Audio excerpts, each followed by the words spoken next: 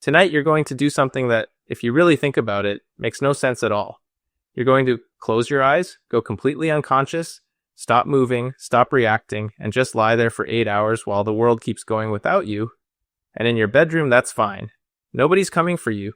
But 50,000 years ago, that same act, lying still in the dark with your eyes closed, was one of the most genuinely dangerous things a human being could do. Because the things sharing the night with you weren't raccoons. They were lions, hyenas, cave bears, leopards, animals that hunt specifically at night, that can smell you from a kilometer away, that can see perfectly in darkness while you're lying there completely blind and completely still. And ancient humans had to sleep anyway. Every single night. No choice. Sleep deprivation kills you just as reliably as a predator does. Just more slowly. So they had to figure something out. And what they figured out wasn't one thing. It was a system. A layered, surprisingly sophisticated system that most people have never thought about. And some pieces of it are still running in your body right now, whether you know it or not. Let's start with the ground. The first thing ancient humans did to survive the night was get off it. Long before they were sleeping in caves, their ancestors slept in trees, building temporary nests out of branches the same way chimpanzees still do today. It sounds primitive, but it was genuinely effective, because most of the predators that wanted to eat them couldn't follow them up there. A leopard can climb, but hauling itself up a tree after a group of alert humans is a completely different risk calculation than taking down a zebra on open ground. And here's a detail that should genuinely mess with you. You know, that falling sensation you sometimes get right as you're drifting off to sleep? That sudden jolt that snaps you awake for no reason? That is a reflex. A leftover. Your brain startling itself awake because somewhere deep in its ancient wiring, it thinks you're about to fall out of a tree. You are lying in your bed, completely safe, and your nervous system is still running code from millions of years ago when falling asleep in the wrong position, and falling 30 feet onto the ground below. That reflex is older than language. It's older than fire. It is your body refusing to fully let go of a threat that hasn't been real for a very long time. Eventually, ancient humans came down from the trees. And when they did, they needed new answers. The biggest one was fire. Not just for warmth, not just for cooking. Fire at night was a survival tool in a way that most people completely underestimate. Because fire doesn't just produce heat and light. It produces fear. Specifically, in every large predator that has ever existed, fire produces a deep, ancient, wired-in terror that doesn't require experience to activate. Laboratory-raised animals who have never been anywhere near a fire in their entire lives will still show avoidance behavior at the smell of smoke. The fear isn't learned. It's inherited. It goes back to before these animals were the species they are now. Back to when wildfires were one of the few things in the natural world that couldn't be outrun by speed alone. Humans discovered fire somewhere between 1 and 2 million years ago. And for almost all of that time, sleeping next to one has been standard operating procedure.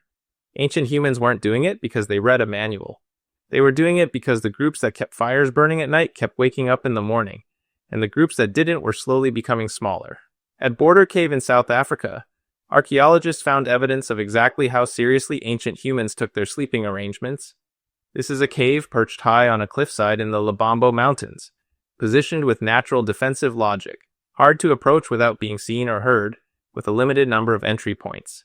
Inside, 200,000 years ago, ancient humans were sleeping on carefully constructed grass beds laid on top of layers of ash. Researchers found remnants of camphor bush leaves mixed into the bedding, a plant still used today as an insect repellent in parts of East Africa. They weren't just sleeping. They were sleeping on a cliff, next to a fire, on beds they built deliberately, with bug repellent mixed into the mattress. These were not people fumbling blindly through the night. These were people who had thought carefully about every variable and solved for each one. But fire goes out, and cliffs aren't always available. So ancient humans solved the rest of the problem the way they solved most problems, together.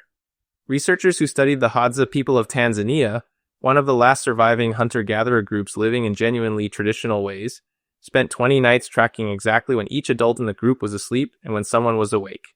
The result was almost unbelievable. Out of all those nights combined, there were only 18 minutes total, where every single adult in the group was unconscious at the same time.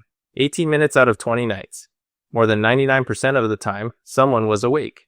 And here's the part that makes it even more remarkable. Nobody organized it. There was no schedule, no assigned shifts. No one drew straws. It happened naturally, automatically, because different people in the group had different sleep patterns. Younger adults stay up later. Older people wake earlier and sleep lighter. Teenagers sleep deeply, but at different hours than their parents. Children wake at random. The result was an accidental alarm system running entirely on mismatched biology, producing near-continuous coverage through the night without anyone having to decide to do it. The grandparents who couldn't sleep through the night anymore weren't a burden on the group. They were the security system. And then, there's something happening inside your own brain right now that almost nobody knows about, because your sleep is not as deep or as passive as it feels. Human sleep runs in cycles.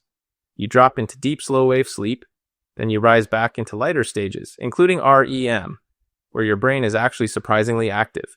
And during those lighter stages, researchers have found that your brain keeps processing the environment around you. External sounds still get registered. Unfamiliar noises break through into awareness more easily than familiar ones. Scientists call this the sentinel function of sleep. The idea that even while unconscious, the brain keeps one part of itself partially watching. A twig snapping close by. The sound of something large moving through brush. A shift in the air. These things can pull you from deep sleep toward waking faster than you'd expect. And this isn't an accident of biology. The ancient humans who slept too deeply, who were completely unresponsive to what was happening around them, were the ones who didn't wake up.